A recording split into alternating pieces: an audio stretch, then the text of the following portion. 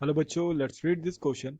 The question says three explain any three common features of the popular struggle in Nepal and Bolivia, or which three conclusion can be drawn out from the movement of Nepal and struggle of Bolivia. देखो दोनों question जो है वो दोनों question similar question है।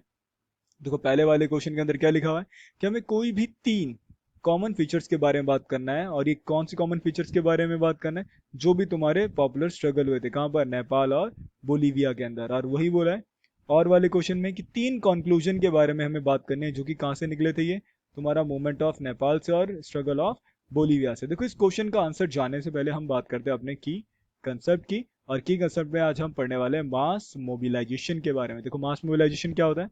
the act of the act of organizing or preparing something such as group of people for a purpose। देखो क्या है मास मोबिलाइजेशन का मतलब, क्या होता है? एक ऐसा एक्ट जिसमें हम क्या कर रहे हैं, हम एक ग्रुप को ऑर्गेनाइज कर रहे हैं, या फिर आप कह सकते हो कि हम क्या कर रहे हैं, उसको प्रिपेयर कर रहे हैं। किस लिए प्रिपेयर कर रहे हैं? ताकि जो है हमारा ऑब्जेक्टिव, जो हम हमारा इंटरेस्ट है उसको हम क्या कर सके, पा सके, है ना। और ये जो भी मास मोबिलाइजेशन मतलब जब बड़े पैमाने पर लोग एक साथ आते हैं ना, और किसी सेम इंटरेस्ट के लिए, कॉमन इंटरेस्ट के लिए वो लड़ते हैं, तो इसी को क्या कहा जाता है? मास मोबिलाइजेशन कहा जाता है। देखो अब क्वेश्चन में हमसे पूछा था ना कि कोई भी तीन कॉमन फीचर्स बताने जो कि कहाँ पर देखे गए ज्यादातर, तुम्हारा पॉपुलर स्ट्रगल इन नेपाल और पॉपुलर स्ट्रगल इन बोलीविया। और वहीं पर अगर मैं और की बात करूँ तो वहां पर भी यही तीन कंक्लूजन के बारे में बात करना है कि जो मूवमेंट नेपाल का था और जो स्ट्रगल बोलीविया का था वो कैसे, उससे हमें क्या तीन कंक्लूजन निकले। देखो सबसे पहले कंक्लूजन या फिर सबसे पहले कॉमन फीचर्स की बात करते हैं।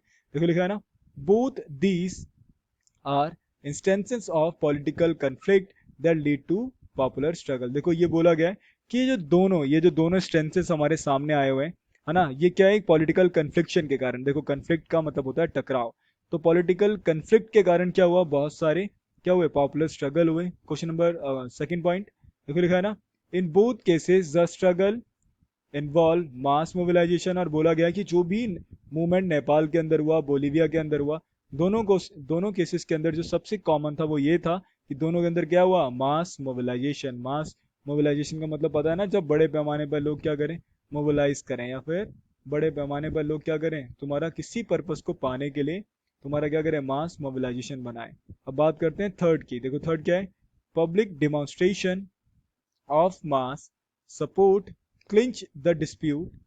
Both instances involve political role of political organization। देखो लिखा हुआ है कि जब कभी भी पब्लिक डिमॉन्स्ट्रेशन होता है, जब कभी भी पब्लिक विद्रोह करते हैं ना, बहुत सारे लोग जब इकट्ठा होते हैं तो क्या करते हैं, उनको पूरा क्या कर रहे होते हैं। देखो लिखा है ना यहाँ पे, public demonstration of mass support clinch on the dispute.